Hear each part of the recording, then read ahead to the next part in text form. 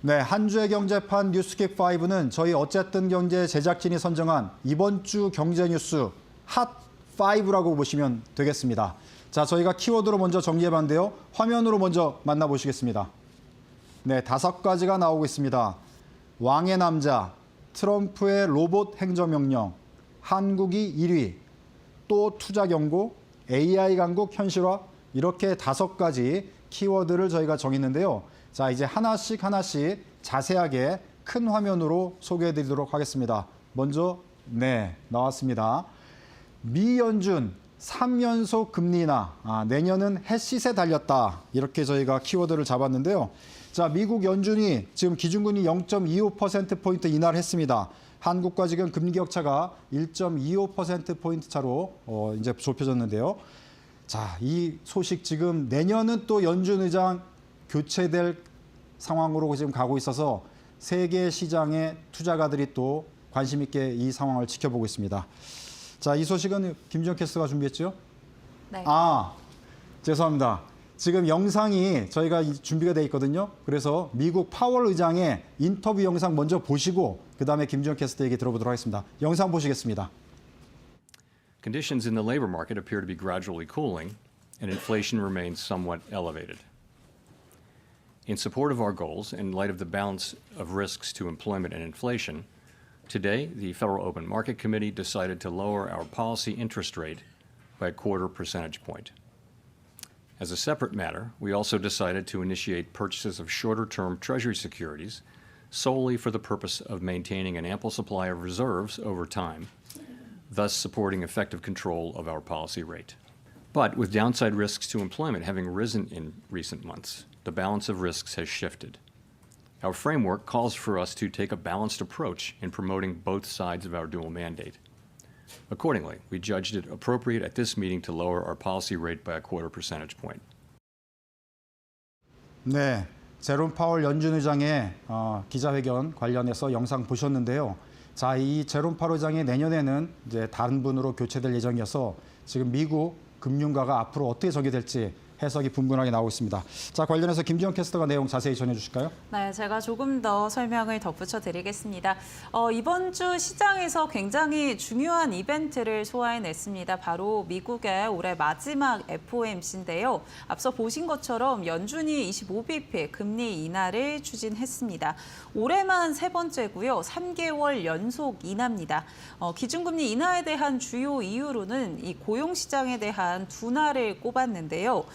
그리고 시장이 중요하게 생각하는 점도표를 통해서는 내년도 금리 인하는 1회로 유지를 하겠다라는 거를 확인해 볼 수 있었습니다. 그런데 내년 파월 연준 의장의 임기는 5월에 끝이 납니다. 그렇기 때문에 내년 연준 의장 교체를 두고 이 연준 안에서 내부 의견이 엇갈리고 있다라는 부분들도 부각이 됐는데요. 기존의 연준은 만장일치로 의견을 내놓고는 했는데 이번에는 12명의 연준 위원 가운데 3명이 다른 의견을 냈기 때문입니다.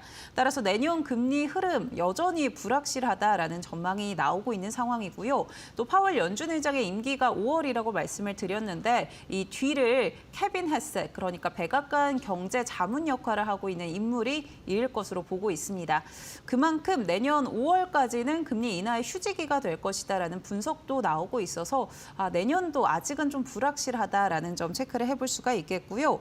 그래도 단기적으로 유동성은 확대될 것으로 보입니다. 파월 연준 의장이 단기 유동성 부족을 해소하기 위해서 단기 국채를 매입하겠다라고 발표를 했기 때문입니다. 그런데 트럼프 대통령 여기에 대해서 금리를 더 인하해야 됐었다라고 비판을 좀 이어가기도 했는데요. 우선 시장은 중요한 이벤트들을 좀 소화해냈다라는 점 참고해 보시면 좋을 것 같습니다. 네, 감사합니다. 자, 금융시장 아주 그냥 숨죽이면서 관심 있게 지켜본 내용 금리 인하 소식 전해드렸습니다. 자, 한 주의 경제판 뉴스킥 5 두 번째 소식 자세하게 화면으로 보여드리겠습니다. 네, 한국의 SOS 쏟아지나. 자, 키워줄게. 이렇게 저희도 키워드를 잡았고요.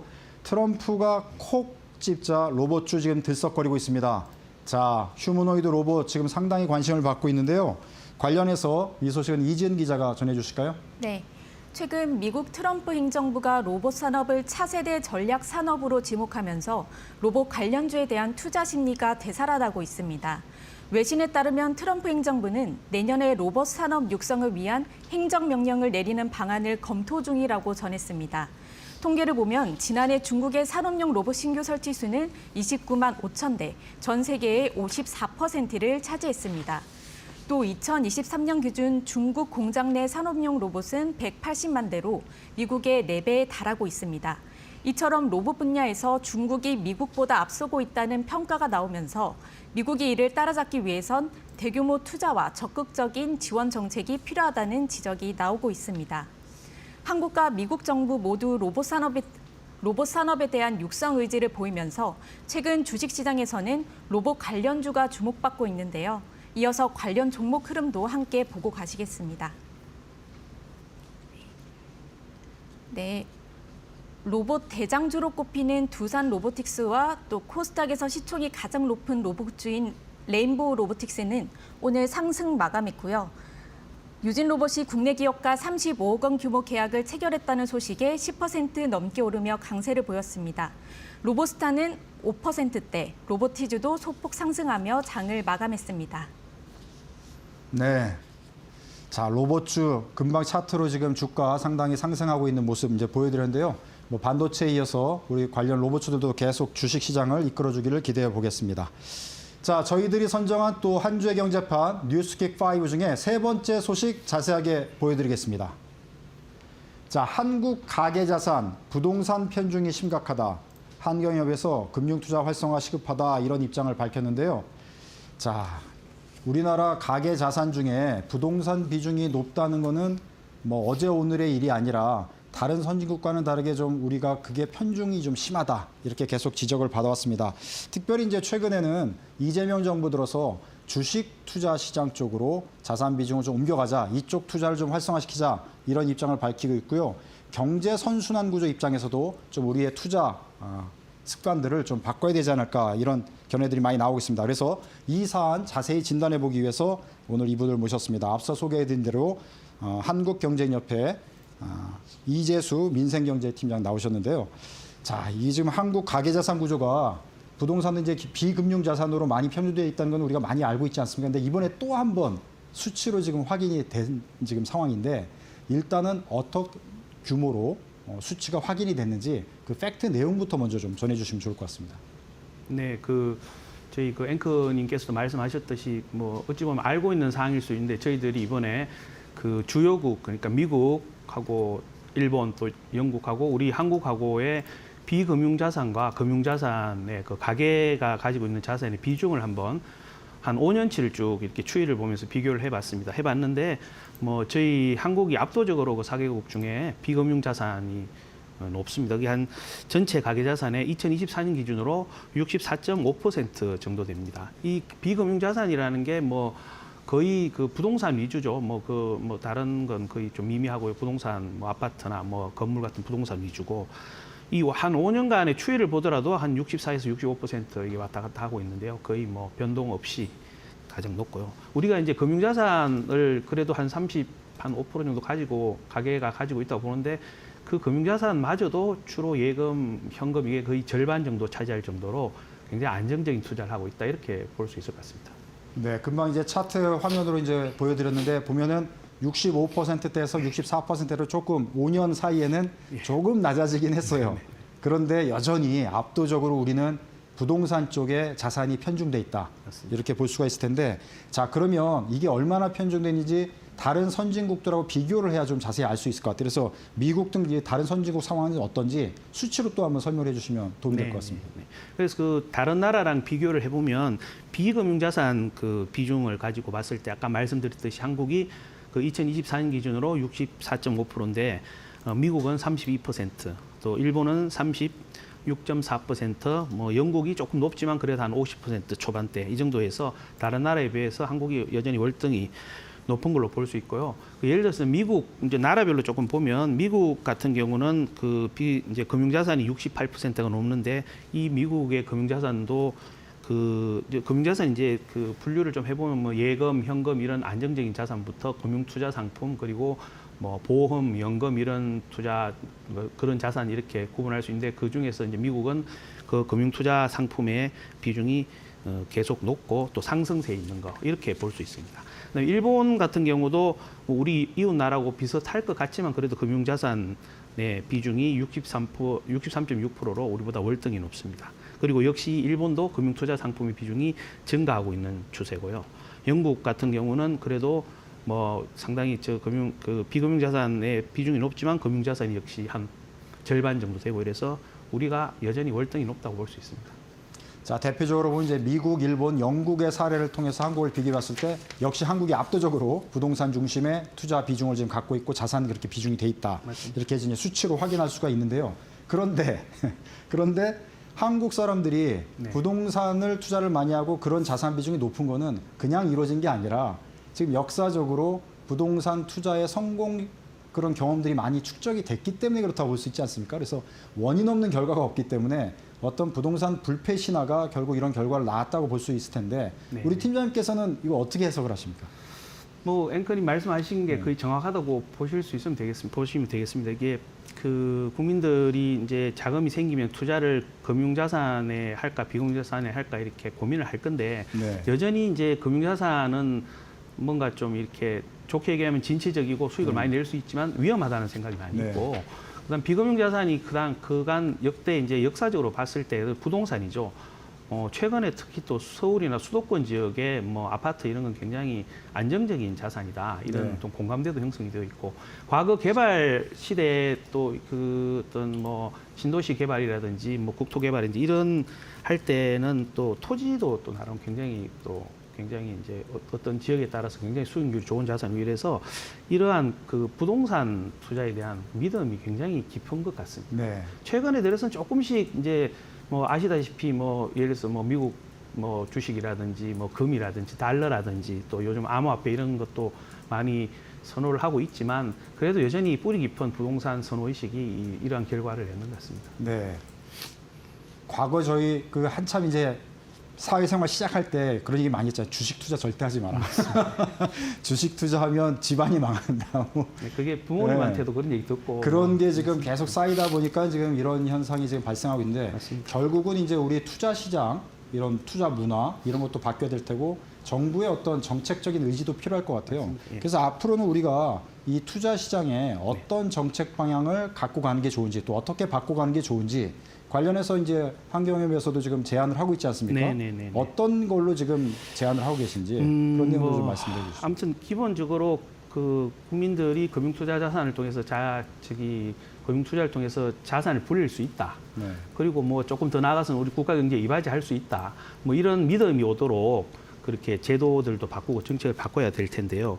뭐 크게 봐서는 뭐 세제를 이제 금융투자 친화적으로 바꾼다든지 또 장기 투자를 유도한다든지 또 저희들이 어릴 때부터 그렇게 금융교육에 익숙하지 않은데 금융교육을 좀 체계적으로 많이 받도록 한다든지 네. 뭐 이런 그 체계적인 어떤 정책 과제들이 필요하다고 봅니다. 뭐 예를 들어서 뭐 세제 개편 같은 경우는 금융과 관련된 어떤 받는 배당 소득세라든지 이자 소득세라든지 뭐 주식 양도 차익에 대한 과세 이런 걸 지금 현재 체계가 너무 복잡하고 세율도 다양하고 이래서 이걸 뭐 이해하기도 되게 어려운데요. 이걸 좀 단일화해서 금융 뭐 투자 세율로 단일화해서 단일 세율로 분리 과세를 한다든지 뭐 그리고 장기 투자를 유도하기 위해서 뭐 예전에 2014년, 15년 이때 조금 저소득층이라든지 청년들 대상으로 소득공제 장기 펀드라는 걸 이렇게 그 상품이 있었는데 그게 이제 15년까지 지금 이제 없어졌는데요. 그걸 다시 좀 부활을 해서 공제율도 상향하고 그 납입도 좀 많이 할 수 있도록 그렇게 좀 한다든지. 그다음에 미국 같은 경우는 그런 게 있습니다. 10년 이상 장기 투자를 했을 때 혹시 손실이 나더라도 그 일부를 소득에서 소득 공제를 해준 그런 제도들이 네. 있는데 우리도 장기 투자했을 때 일부 손실이 만약 나면 일부를 소득 공제를 해준다든지 이런 제도도 도입하는 것도 장기 투자를 유도하는데 굉장히 도움이 될 것 같고요. 마지막으로 지금 뭐 올해부터인가 그 지금 뭐 고등학생들부터 금융교육 이런 게 이제 선택 과목으로 들어가는데 이게 초등학교 때부터 좀 들어가고 네. 특히 요즘 보이스피싱이라든지 금융사기 이런 그게 뭐 많으니까 그런 거 종합해서 제대로 된 투자를 할 수 있는 그런 그 청소년기부터 제대로 된 금융교육이 필요하다고 생각합니다. 네, 지금 말씀해 주신 대로 그 청소년기부터 금융 사기에 대한 그 조심하는 그런 내용 포함해서 금융 시장에 대한 이해, 또 금융 투자에 대한 그런 여러 가지 문화 저변을 넓혀가는 것들이 근본적으로 또 필요할 것 같다는 생각이 저도 들고요. 자, 그러면 이제 애초에 환경협에서 이런 거를 연구하고 또 발표를 하고 정책 제안을 해야겠다. 이렇게 이제 실행에 옮기기까지는 여러 가지 내부에서의 배경이 있었을 것 같아요. 왜 이런 거를 좀 제안하고 문제점을 지적하고 싶으셨는지 환경협 내부의 어떤 배경을 좀 소개해 주시면 또 참고가 될 것 같습니다.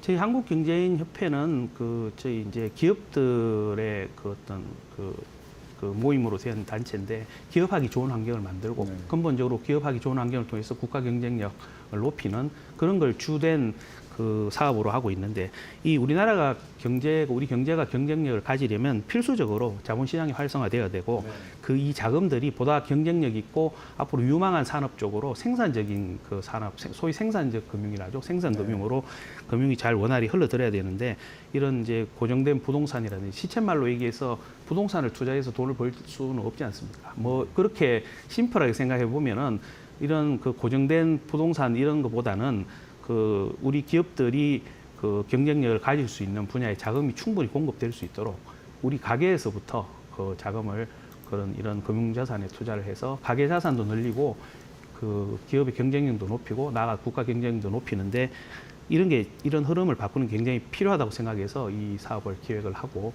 분석을 해본.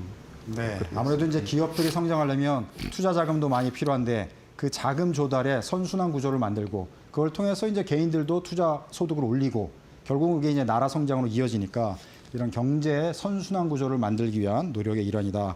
이렇게 설명해 주신 걸로 이해를 하겠습니다. 네, 감사를 드리고요. 자, 지금 민생경제팀장을 맡고 계시잖아요. 그러니까 지금은 이제 투자 관련해서 이제 말씀을 해 주셨는데 사실은 지금 민생경제 관련해서 이슈들이 많잖아요.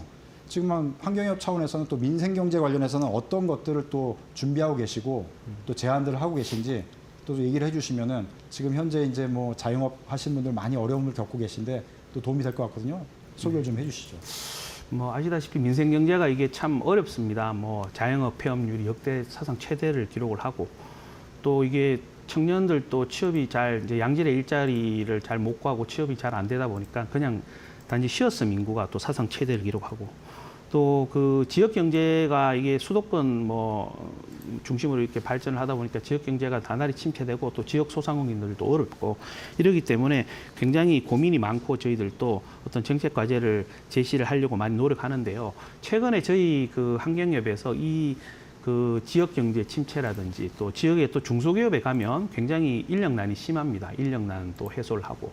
그다음에 뭐 지금 부동산 관련된 얘기도 했지만 수도권 그 부동산 가격의 폭등이라든지 또 최근에 이제 베이비부머들이 본격 은퇴하면서 저기 생산 가능 인구도 많이 줄고 이걸 한꺼번에 해결할 수 있는 방법으로 최근에 저희 정부에서 건의한 게 있는데요. 소위 이제 3자 연합 모델이라고 또 저희들은 명명을 하고 있는데 그 수도권에서 한 800만 명 정도의 베이비부머들이 점차적으로 이제 은퇴를 해 가는데 그 은퇴하는 베이비부머들을 지역 중소기업에 취업을 유도를 하고 알선을 함으로써 그로 인해 그렇게 함으로써 지금 말씀드린 이 여러 가지 복합적인 문제를 한 번에 해결할 수 있는 그런 제안을 뭐 지방시대위원회라든지 뭐 국조실이라든지 고용부 뭐 중기부 이런 데 이렇게 다양하게 정책 과제들을 제안을 했고요. 내년에도 이 사업을 좀 열심히 할 생각으로 있습니다. 네, 뭐 우리 민생 경제도 살고 투자 시장도 살고 모두 다 좀 성장을 좀 했으면 좋겠다 이런 생각이 듭니다. 옆에서 이제 이지은 기자, 김종 캐스터 관심 있게 들으셨는데 만약에 투자할 수 있는 여력이 더 생긴다면 부동산보다는 주식 쪽에 또 관심을 더 가지실 의향이 있으신지 어떤지 궁금하네요. 우선은 네. 주식 시장에 투자하는 게 좀 더 네. 빠를 것 같아서 저는 적극적으로 의향이 적극적으로. 있고요. 네. 네. 이지은 기자는 어떤 생각 갖고 계신가요? 저도 정부가 증시 활성화 정책을 추진하고 있는 만큼 주식에 좀 더 비중을 두지 않을까 싶습니다. 네. 이제 아무래도 지금 젊은 층들은 좀 과거의 세대 사람들하고는 조금 더 다르게 주식 투자 쪽에 더 많은 관심을 갖고 있다 이런 걸 느낄 수가 있습니다. 자, 참고로 한번 여쭤봤고요. 자, 이제 우리 뭐 주식, 뭐 부동산, 뭐 투자 시장이 있지만 어쨌든 경제의 선순환 구조를 만들어서 우리나라의 경제가 계속 지속적으로 성장하는 상황이 만들어지기를 기대해 보겠습니다. 자, 이 소식은 이렇게 마감을 하고요. 한 주의 경제판 뉴스킥 5 중에 네 번째 경제 소식 화면으로 만나보시겠습니다. 네, 시총 410조 SK하이닉스가 투자 경고 지정을 받았어요. 어떻게 보면 어처구니 없는 일일 수도 있는데요. 시총 410조나 되는 대한민국의 대표적인 SK 하이닉스가 연속적인 상승세에 있다 그래서 이제 투자 경고를 받은 건데 왜 이게 올해 이런 식으로 줄줄이 이런 문제들이 발생을 하는지 사람들이 상당히 의아해하는 측면들이 있거든요. 이 소식 김지영 캐스터가 좀 자세히 전해주실까요? 네. 시가총액 400조 원대 SK 하이닉스 이 무거운 종목이 투자 경고 종목으로 지정이 됐습니다. 1년 전보다 주가가 200% 이상 급증을 했고요. 또 최근 15일 종가 중에 최고가를 기록했기 때문입니다. 투자 경고는 시장 경고 3단계 중에 두 번째 단계에 해당을 하는데요. 소수 계좌에 매매가 집중이 되거나 또 주가가 일정 기간 급등하면 거래소가 투자 위험을 고지하는 제도입니다. 보통 투자 주의, 투자 경고, 투자 위험 3단계로 구성이 되어 있는데 이후에 추가적으로 주가가 급등을 하면 거래가 정지될 수도 있습니다. 그런데 올해 코스피에서 이렇게 투자 경고 지정을 받은 종목이 72건을 기록을 했습니다. 작년에 44건이었는데 거의 2배 가까운 수치죠. 올해 들어 반도체 같은 이런 대형주 중심으로 상승세가 이어지다 보니까 이 묵직한 종목들도 투자 경고를 받는 일들이 비일비재했던 거고요. 어제 SK 하이닉스의 경우에는 투자 경고 종목으로 지정이 되면서 주가가 3% 넘게 조정을 받기도 했습니다. 오늘 흐름은 어떻게 이어졌는지 종가 체크해 보시면 좋을 것 같은데요. 네, 오늘 삼성전자는 1.49% 상승하면서 마감을 했고요. SK 하이닉스도 1%가량 상승을 했습니다. 어제에 이어서 반등 흐름을 가져와 줬고요. LG 에너지 솔루션의 경우에는 약보합권, 오늘 삼성 바이오로직스와 삼성전자 우선주의 경우에도 상승하면서 마감을 했습니다. 아무래도 오늘 코스피 분위기가 좋다 보니까 전반적으로 시가총액 상위 종목에도 매수세가 유입된 것으로 확인되고 있습니다. 네, 이 소식 전해주셨는데 김 캐스터는 개인적으로 이 투자 경고 지금의 제도를 어떻게 보시나요? 아무래도 이 5,000피를 또 가려면 이런 경고 하는 규제들은 조금 완화가 돼야 되지 않을까라는 생각이 듭니다. 실제로 SK 하이닉스가 이 투자 경고 받으면서 조정이 나오는 흐름들을 보니까 확실히 좀 더 완화돼야 되지 않을까 하는 생각은 했습니다. 네, 이게 뭐 작전 세력이나 이런 것들 방지하기 위해서 만든 제도인데 지금 시장이 좋아서 호재가 네. 있어서 올라가는 대형 종목을 그래서 이게 시대에 따라서 제도 조금 변화가 있고 수정이 있어야 되지 않을까 개인적으로 저도 그런 생각이 들었습니다. 자, 이 소식도 이렇게 해서 마무리를 짓고요. 한 주의 경제판 뉴스킥 5 중에 저희가 준비한 마지막 소식 한번 보시겠습니다. 네, 반도체 등 첨단 산업 금산분리 곧 완화된다는 소식입니다. 정부가 K반도체를 적극 지원하기 위해서 지금까지 한국의 대기업에 어떻게 보면 투자에 오글지었던 금산분리가 완화된다는 그런 얘기인데요. 이 소식 이지은 기자가 전해주실까요? 네. 정부가 반도체 산업에 한해서 금산분리 규제를 일부 완화하기로 했습니다. 이에 따라 지주사의 손자회사가 금융 리스업을 하는 회사를 설립할 수 있게 되는 겁니다. 지금까지는 지주사의 증손회사가 금융업을 영위할 수 없었고 설립하려면 지분 100%를 보유해야 했지만 앞으로는 지분 50%만 확보해도 가능해집니다. 이렇게 되면 예를 들어 SK지주의 손자회사인 SK하이닉스가 금융 리서브를 하는 증손회사를 둘 수 있게 되는 겁니다. 시장에선 신설된 증손회사가 SK하이닉스를 위한 공장을 짓고 이를 임대하는 구조가 될 것으로 보고 있습니다. 다만 규제 완화가 아무 기업에 적용되는 건 아닙니다. 정부는 공정거래위원회의 심사와 승인을 받은 지주회사에 한해서 지분율 완화를 허용할 방침입니다. 공정위는 지방 투자 계획과 사업 계획의 타당성, 그리고 자기 자본 수준 등을 종합적으로 검토해서 승인 여부를 결정하게 됩니다. 네. 자, 5번째 소식까지 전해드렸는데 앞서도 SK하이닉스와 연관돼 있고 이 소식도 SK하이닉스와 연관돼 있는데 지금 우리나라 AI 반도체 또 AI 산업 관련해서 상당히 뒤처졌다. 빨리빨리 투자하고 성장시켜야 된다. 이런 중론을 이루고 있기 때문에 관련된 낡은 제도들은 손을 보고 유연하게 시장에 맞게 적응해서 성장을 빨리 시켜야 되지 않을까 이런 생각을 또 해보게 됐습니다. 자, 한 주의 경제판 뉴스킥 5 소식 전해드렸고요. 저희 어쨌든 경제 제작진이 선정한 소식은 이것으로 마감을 하도록 하겠습니다.